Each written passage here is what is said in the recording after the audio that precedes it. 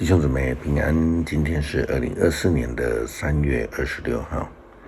今天的经文是诗篇71篇第1节到14节，以赛亚书49章第1节到第7节，哥林多前书第1章18节到31节，约翰福音12章20节到36节。今天要跟大家分享的主题是上帝的大能。以赛亚书一再强调，没有其他的神明偶像能够预言将来的事情，没有赐下别的拯救，除了耶和华上帝以外。彼得也说，除了耶稣基督以外，没有赐下别的拯救，唯独基督。这样的概念其实也是改革中教会非常重要的教义之一。既然如此，那么基督的复活就是上帝大能的显现。上帝没有让耶稣基督从十字架上下来，却是要他来胜过阴间的权柄，从死里复活。表面上来看，恶势力好像胜过了，但因为耶稣基督被门徒犹大出卖，被捕了，又被判死刑，钉在十字架上。当时候许多人就如同那一位取笑耶稣的死刑犯一样，不相信耶稣是基督。他们以人的角度来评判耶稣，却不明白上帝的大能与旨意。以赛亚以自己的呼召使命来描述着上帝的大能。以赛亚书49章第1节到第7节，以色列万国之光，诸海岛的人啊，你们来听；远方的人啊，你们都听我吧。我出生以前，上主已经选召我；我未出母胎，他已经指明呼唤我。他使我的话锐利如剑，他亲手保护我。他把我造成像尖锐的剑一样，随时可以发射。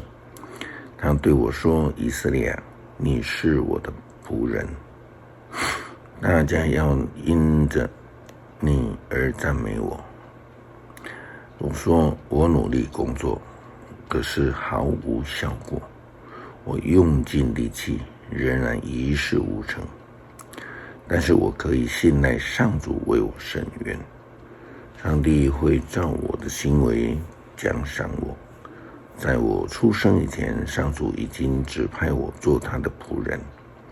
我要领回他的子民雅各，领回四散各地的以色列人民。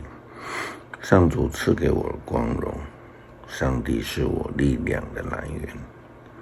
上主对我说：我的仆人啊，我给你一项重要的任务，我要你复兴雅各的各支派，领回以色列的子孙。我还要你成为万国之光，使我的救恩普及天下。以色列的救赎者，神圣的上帝这样说：那受人藐视、为万国痛恨、被统治奴役的人啊，君王在你的面前起立致敬，权者也将向你下拜。这事一定成就，因为以色列神圣的上帝选召了你。上主必持守他自己的应许。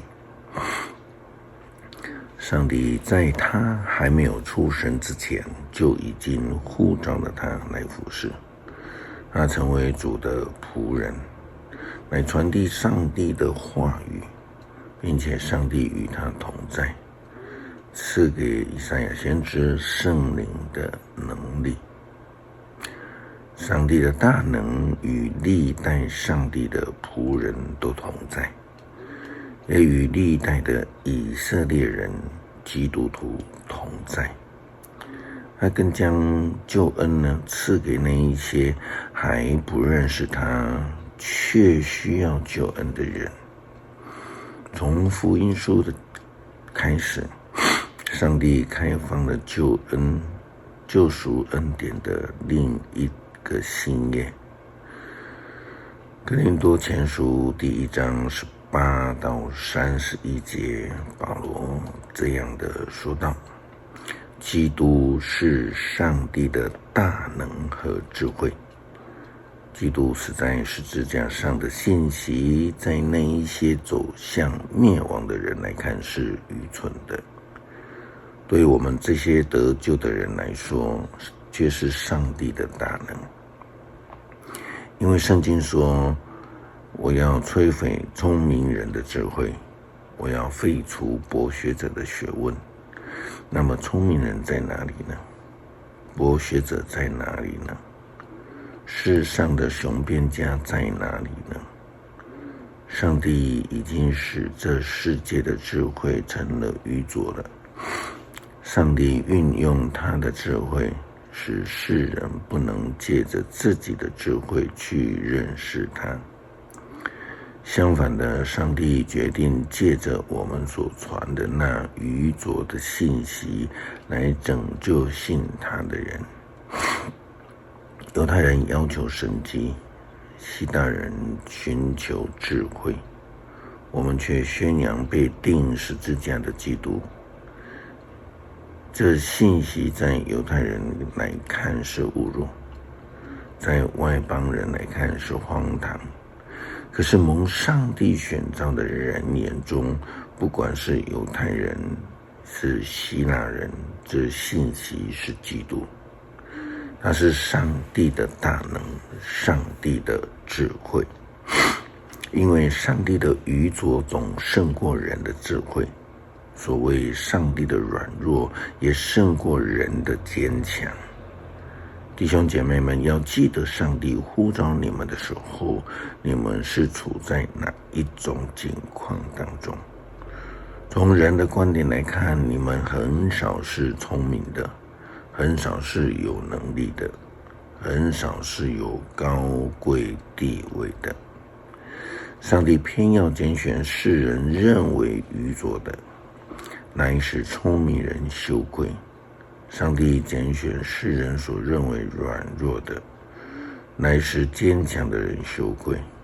上帝也拣选世人所轻视、厌恶、认为不足轻重的，来推翻一切一向认为重要的，使人在上帝的面前无可夸口。然而上帝使你们得以跟基督耶稣联合，又使他成为我们的智慧，借着他，我们得以跟上帝有合一的关系，成为上帝圣洁的子民，并且得到自由。正像圣经上说，谁要夸口，就该夸耀主的作为。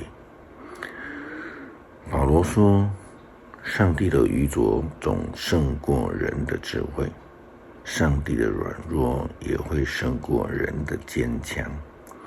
保罗非常清楚简单的理论来谈到上帝的大能，上帝最弱的部分也都比人还要强。另外一处经文，约翰福音12章20节到36节，请兄姐自己来研读。诗篇71篇第1节到14节，老人的祈祷。上主啊，我向你寻求庇护，求你使我永不失败。你是公义的，求你帮助我，搭救我，求你垂听我的祈求，拯救我，求你做我稳妥的避难所，做保护我巩固的堡垒。